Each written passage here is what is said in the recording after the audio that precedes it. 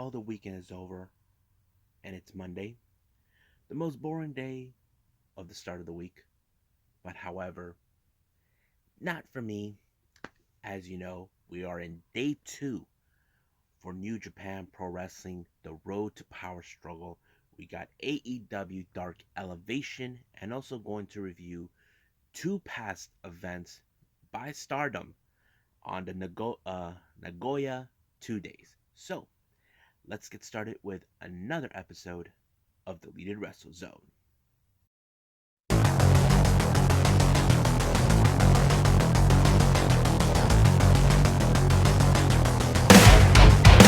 Are you ready? Get up, get up! Get up, get up! Get up, get up! Get up, get up! Get up, get up! Get up, get up!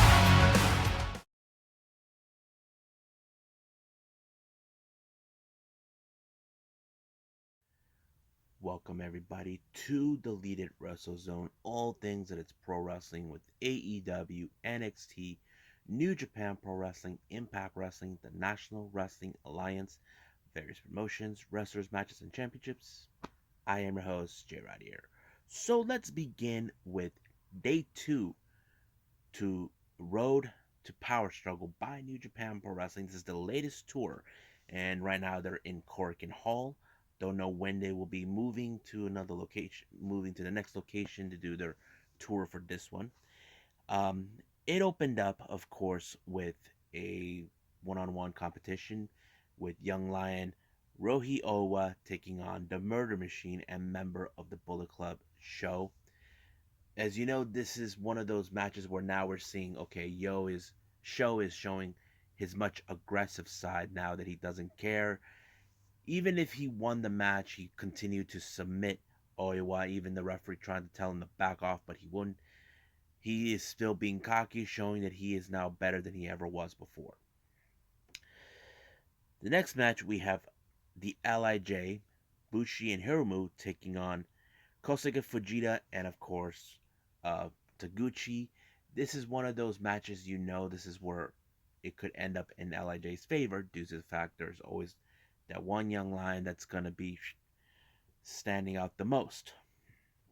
So, in latent terms, it was what's his name, Hiromu, who put Fujita in the Boston Crab. As you know, this is the Boston Crab is the only submission move that these young lions are allowed to use. So basically, they're teaching them a taste of their own medicine, how to do the Boston Crab, because as you know, Hiromu was probably part of the LA dojo before, but we'll see what. I don't know if that's the full story. So basically, Lij won that match. Next up, we got is the United Empire, Great Khan and Aaron Henare taking on Togi Makabe and Toru Yano. Now, as you know, last time, it appears like there's still some unresolved issues with Khan and Yano. As you know, these guys have been punking each other for months. But this time it was Hinare who picked up the victory when he pinned Togi Makabe. But however, looks more like the post match. Great Khan was trying to teach him a lesson, but Yano was able to get out of there in time before anything else. But it's still unclear when we will see a United Empire in full force, seeing Aussie Open, Jeff Cobb, TJP, um, Will Ospreay take place. As you know, Will Ospreay is not going to go back there. Japan claiming that he is still the real world heavyweight champion. Now, our next match, we have, of course, another pair of tag teams. We got Tomoaki Hamna, Satoshi Gojima taking on the other members of Lij, Sanada and Shingo Takagi. As you know, these guys have been paired up before during Tag League before, like right out or something like that. Yeah, but anyway, you know, for this is like where we're seeing not of the story build up, but it was a pretty good match. Seeing the cohesive between both Shingo and Sanada teaming up, and of course it was Sanada to put Hamna in the skull and force him to black out and make the ref call the match. Our next match is a pair of 8-man tag team match. We have Master Wato, Hiroyoshi Tenzan, Tiger Mask, and Robbie Eagles taking on Suzuki-gun members like Doiki, Kanemaru, Despy, and Zack Sabre Jr. Now, the reason this match was set, as you may all know, Robbie Eagles is the current IWGP Junior Heavyweight Champion. As for Despy and Kanemaru, they are the current IWGP Junior Heavyweight Tag Team Champions. So basically, it's more like Despy wants to challenge for the title from Robbie, but Robbie wants to challenge both Despy and Kanemaru for the tag title. So basically, it's more like winner take all type of situation.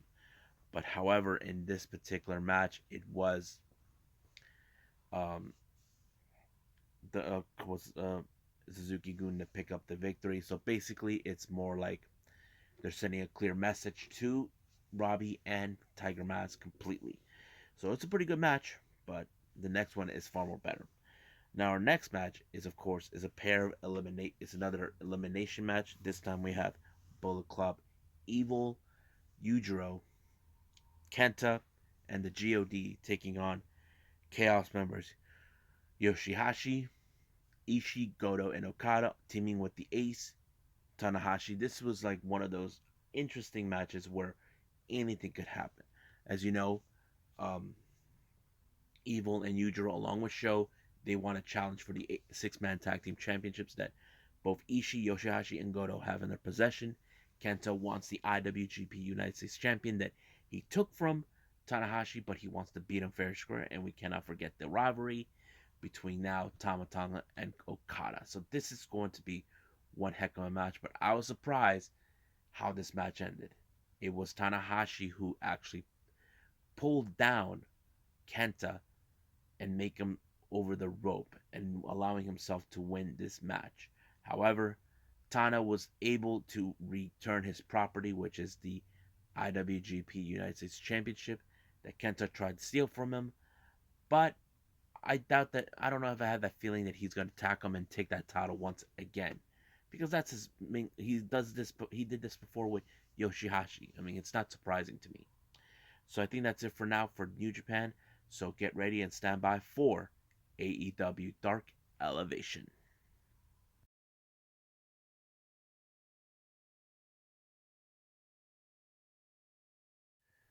Alrighty then, so we got AEW Dark Elevation.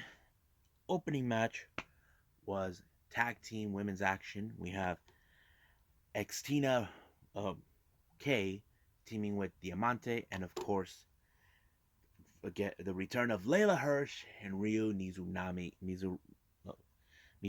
I have to say, I love these two as a tag team because they can seem like they can get along. I always did like how they always get along great, even before when Mizunami went back to the Japan, and it's great to see them pairing. And I haven't seen Layla Hirsch from, I think the last time we saw her was at NWA Empower for when she faced what's her name, Camille. But it's great that she's back, and I'm very happy. But the match was great, I have to say. Like Xena wanted to get her hands on Layla, but come on, Layla's very using amateur wrestling style. That kind of fits in her repertoire. But what I did like at the ending is when Nizunami and Layla do some interesting moves in order to pick up amazing victory. And I think that showed a lot of character. And I think having them as one of the few wrestlers that we get to see as a tag team in the women's division. But they won this match. Next up, we have FTR along with Tully Blanchard taking on Mike Reed and what's his name? Toa Leona. There was some impressive moments by Toa Leona, even though he's not like one of the official roster members, but we still continue to see how FTR are developing and trying to build up their story, trying to be the top guys that they say they are, and of course, spiking their opponents, winning the match, helped them win the whole thing. Next up, we got the Queen, Ami Sakura, along with her butler, Lulu Pencil, taking on Teka Rahaka. Now, Teka Rahaka thinks that she her earns her respect, but with Emi Sakura, no, she's beyond that. So basically, you know how she wins her matches and puts it goes out beyond. And of course, Emi Sakura will always be one of my favorite wrestlers to watch, coming from the Yoshi world, and of course, allowing herself to win the match was great. Next up, we have QT Marshall of the Factory versus Dark Order member 10. That's right, 10. What a great match. But I think the one thing that concerned me is if you guys saw this or not. QT had like a purple thing right in his eyeball, like it just swollen, and people were saying, the commentators saying they better hope he doesn't hurt himself because he could lose an eye.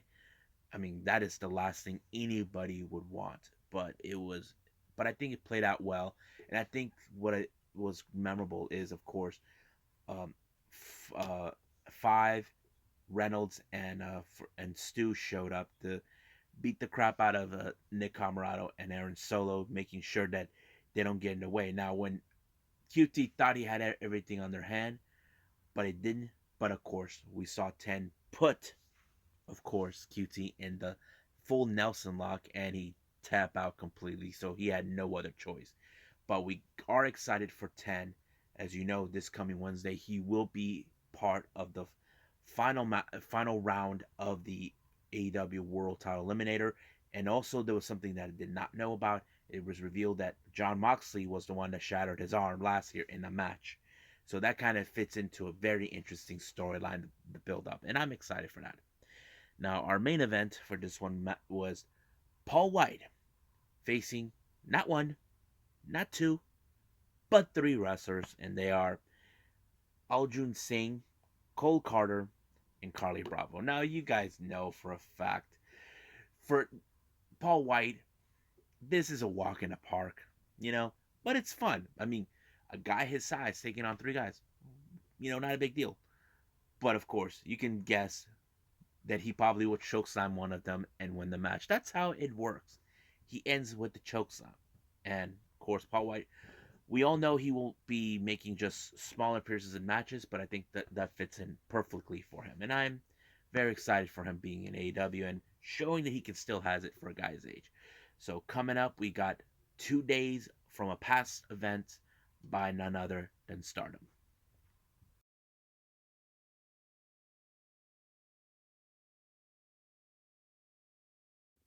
Okay, so we got 2 days of Stardom for the Nagoya's 2 days. So let's start with the 15th of May, which is day one. It opened up with the Future of Stardom tournament. As I mentioned before, Saida actually had to relinquish the title due to an injury, and of course, the amount of months that required for her if she was unable to defend that title within the next 6 months, that she had to relinquish it. So the amount of time kind of consistent with it. So we had Lady C and Unagi Sayaka, two familiar competitors. They know each other. They even tag team before.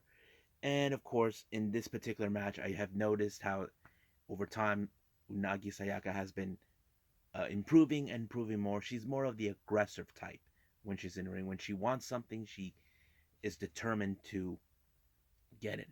And there were people that say that she is the bit of the wild card of the trio, but that's how she is. And she put her in that little back, bent her back in order for her to tap out, which was a good match.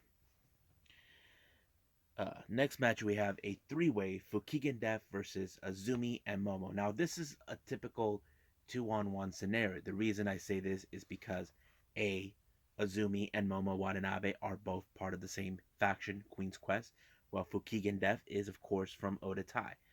But there are times that, of course, Azumi and Momo are not afraid to throw down. That's always been their MO. But however, Fukuya Death is very unpredictable. You don't know whenever she's going to make her final move in order to pick up the victory. And sadly, Azumi learned the hard way. So she was unpredictable. No one didn't expect her to pick up the victory when they thought they had her in their grasp, but it was already over. Next match, we have a tag team action. We got the Cosmic Angels, Mina Shirakawa and Tam Nakano, taking on Queen's Quest, Sayaka Mitani, and Utami Hayashida.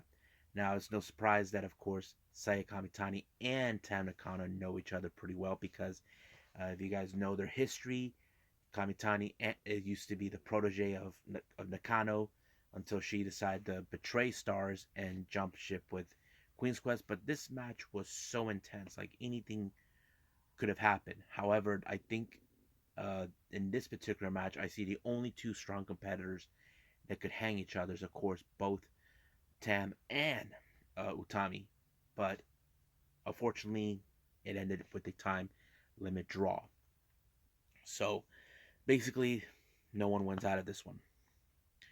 Next match, we have a Oda tie consistent of Ruka, Konami, and of course Natsuko Tora taking on DDM's Himeka, Maika, and Natsupoi. Now, uh, as these girls, Himeka, Maika, and Natsupoi, they call us a Himepoi, they have been a formidable trio recently, and of course their target is the artist belt. But their first obstacle is to face off against Oda Tai. As you know, these guys like to cheat their way through.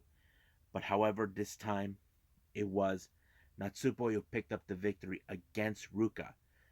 But however, she got a little beatdown from Konomi, letting her know that she has to put her high speed title on the line against Fukigen Dev.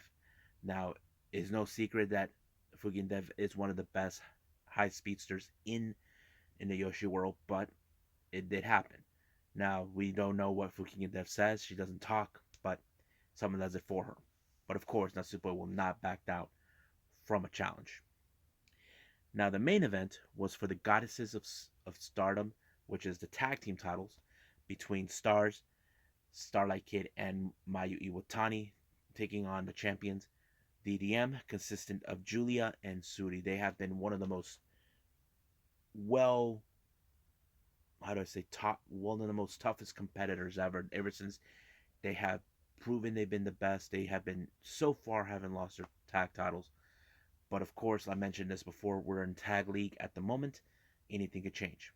But the match was unbelievably good.